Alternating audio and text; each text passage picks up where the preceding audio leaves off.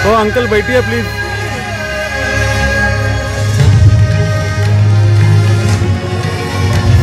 Disturb करो नहीं।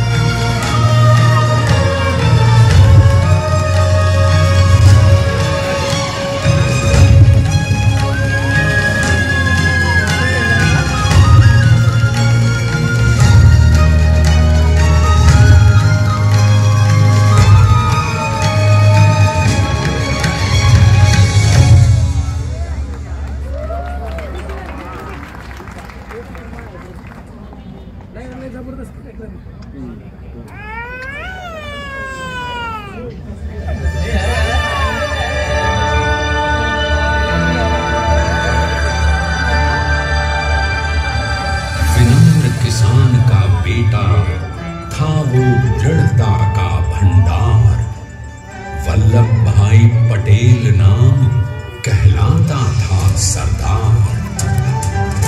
कृषक कार्मिक जनगण से था उसको प्यार अपार। अखिल देश ने उसे रहनुमा किया था स्वीकार। गांधी बापू का शिष्य, सत्य अहिंसा का अवतार, किंतु एक भारत करने को धर लेता हथियार। लौह पुरुष संबोधन था वो लोहे की दीवार। तेज पुंज तुम, शक्ति पीठ तुम, बल का सागर अपरंपार। ऋणी देश का नम्र नमन तुम स्वीकारो सरदार।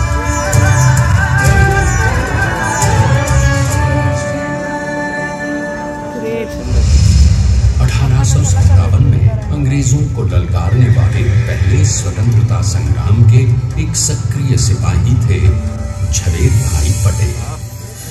करमसद गांव के इस बहादुर देशभक्त किसान और उनकी पत्नी लाडबाई के 5 बेटों और 1 बेटी में से चौथे पुत्र थे वल्लभ भाई। बालक वल्लभ ने करमसद के बाद नडियाद से अपनी हाई स्कूल की शिक्षा पूरी की। फिर 13 साल की उम्र में उनकी शादी भी हो गई छोटी सी झवेर बाई से। 2 बच्चों, बेटी मणि बहन और बेटे डाया भाई को जन्म देने के बाद झवेर बाई असमय ही चल बसी। सदी बदलने और 20वीं सदी आने पर उनका जीवन भी एक चमत्कार की तरह बदला। पीटर का इम्तिहान पास करके वो वकालत करने लगे। पहले गोधरा, फिर आणंद और उसके बाद अहमदाबाद में। मगर जल्द ही वकालत छोड़कर वो बैरिस्टर बनने की इच्छा से इंग्लैंड चले गए।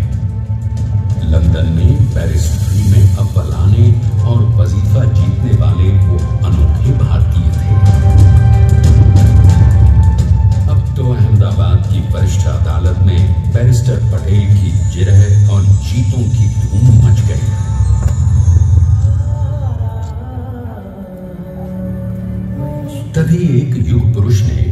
वल्लभ भाई के जीवन की धारा ही बदल दी।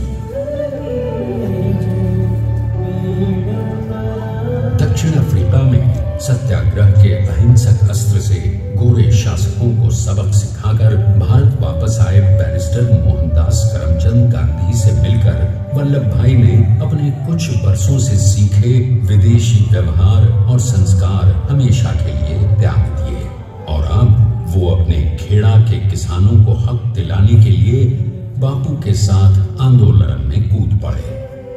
अब उनके पैरों में जूते नहीं, गांव की धूल थी। हृदय में भारत भूमि की शस्य श्यामला धरती, मन में थे गांधी और मस्तिष्क में एक नए स्वतंत्र भारत का सपना।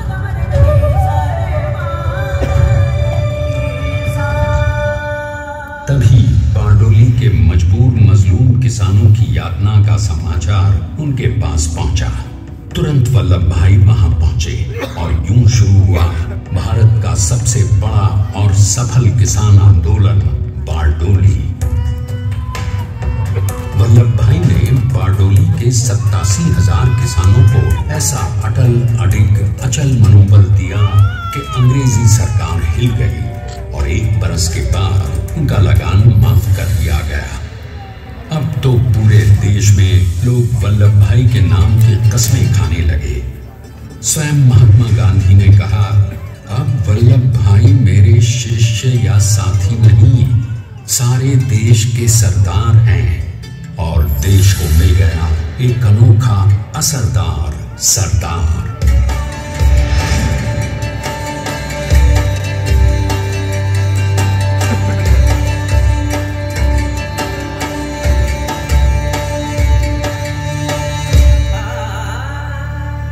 सरदार पटेल के नाम और देशभक्ति से अंग्रेज डर कर कांपने लगे। 1930 के नमक सत्याग्रह और दांडी कूच में वो बापू से भी पहले गिरफ्तार किए गए। तो सन 1932 में फिर उन्हें बापू के साथ ही जेल में 2 सालों के लिए डाल दिया गया। मगर आजादी के दीवानों को, स्वतंत्रता के परवानों को कौन गिरफ्तार कर पाया है? जेल से छूटते ही सरदार को कांग्रेस के नए राष्ट्राध्यक्ष पद पर चुना गया और उनकी सरपरस्ती में राष्ट्रवादी भारतीयों ने तमाम ब्रिटिश सूबों में जीत हासिल कर वहां अपनी स्थानिक सरकारें बनाई।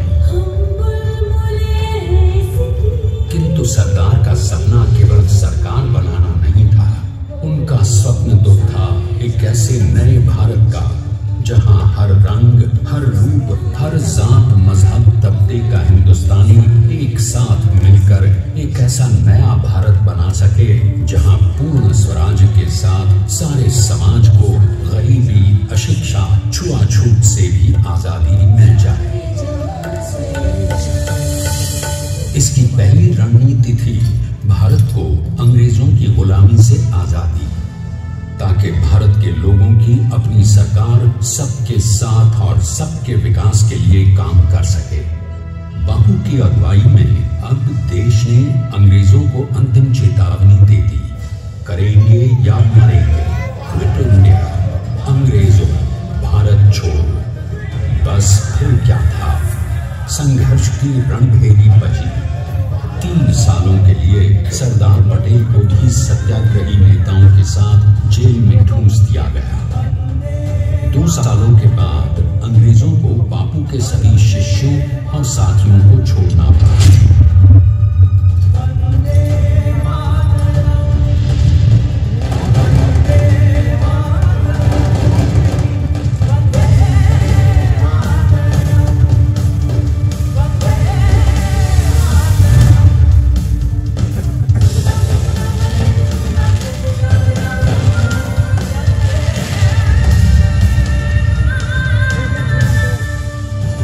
स्वतंत्रता के स्वप्न के सच होने के साथ अब सरदार पर कई एक नई जिम्मेदारियां थीं।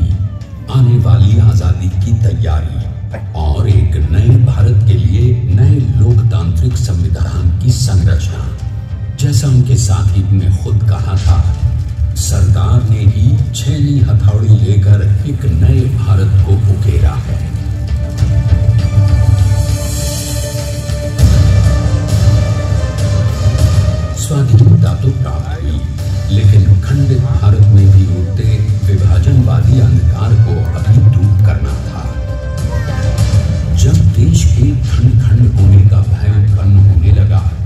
तो सरदार ने निर्भय होकर खुद अपनी केंद्र सरकार और साथियों को भी चुनौती दे डाली और जम्मू कश्मीर को बचाने के लिए सारे देश का आकाश वायुयानों से भर गया।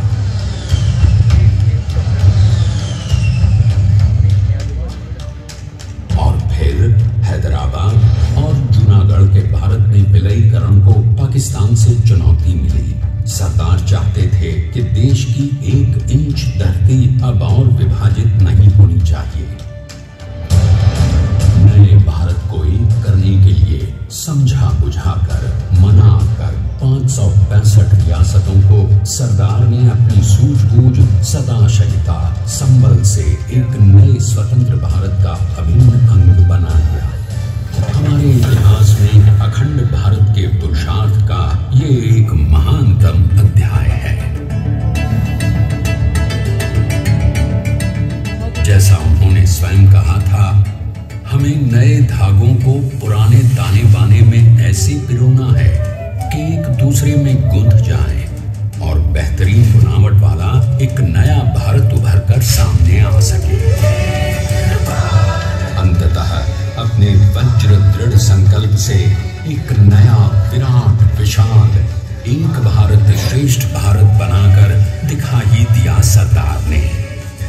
संसार के सबसे बड़े प्रजातंत्र के शिल्पी को प्रणाम करने के लिए देश ने बनाया है ये समर्थ स्मारक। स्वाधीन भारत को समर्थ भारत में बदलने वाले सरदार पटेल को समर्पित प्रेरणा तीर्थ भी है। प्रधानमंत्री श्री नरेंद्र मोदी के नेतृत्व में बनी विश्व की इस विशालतम प्रतिमा के सामने आकर सारी दुनिया जैसे स्वयं भी नतमस्तक हो जाती है।